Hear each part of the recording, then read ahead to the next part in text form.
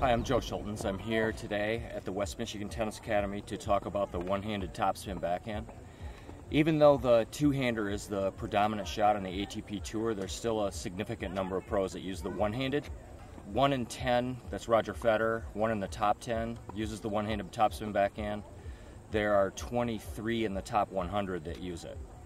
So today I'm going to teach you how to hit it. All right, we have to start with the proper grip for the one-handed topspin. It's different than a two-hander. Most two-handed backhands will use a continental grip with their dominant hand.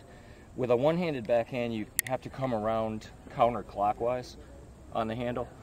The best way to find the grip is just to hold your racket out so the entire racket is parallel to the net and the racket head is perpendicular to the plane of the court. Then you place your hand on top of the handle so that the wrist and the forearm are flat, all in the same plane, and you've got it. You're in the Eastern forehand grip at that point. Okay, this is a little inexpensive prop that I came up with to teach the loop.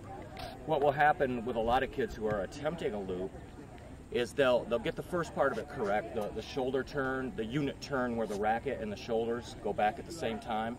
But what they do is when they drop their racket, they feel like they're in a low position getting ready for their low to high stroke, but they're not. They're only at this point, and then when they start their swing, they'd be crashing into this prop.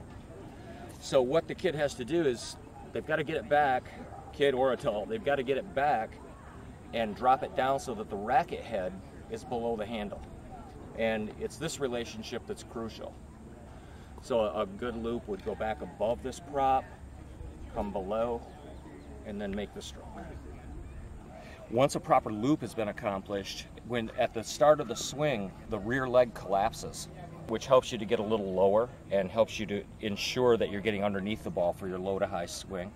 The contact point, which is the most crucial, the racket has to be, there's a little bit of wrist action, the racket has to be moving from low to high at contact, and it's got to be positioned so that it's perpendicular to the plane of the court.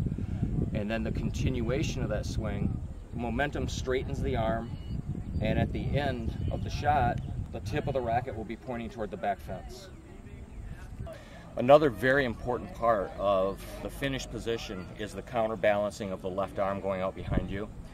What a lot of people will do is their momentum will carry them around and they'll spin right around, which throws the entire shot off. So what the pros do is when they take their loop, collapse the left leg, make their good contact, this left arm goes out behind them to stop the chest from spinning around. So this is what all the pros look like after their stroke. I've got one of our pros on staff, Jay Vanderlaan, to help me out with this. He's going to feed me some balls, and I'm going to demonstrate the loop.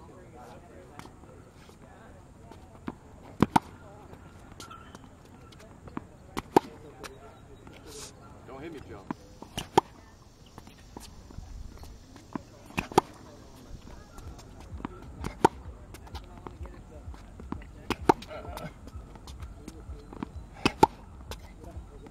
So at this point, we'll advance beyond the loop maker, I call it, and we'll go with some actual feeds coming from the opposite end of the court.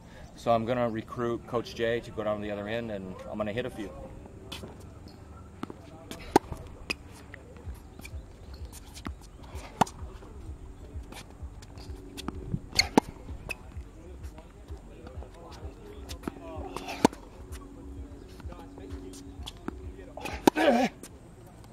So hopefully what I've given you here today will help you master the one-handed backhand and take you to the next higher level.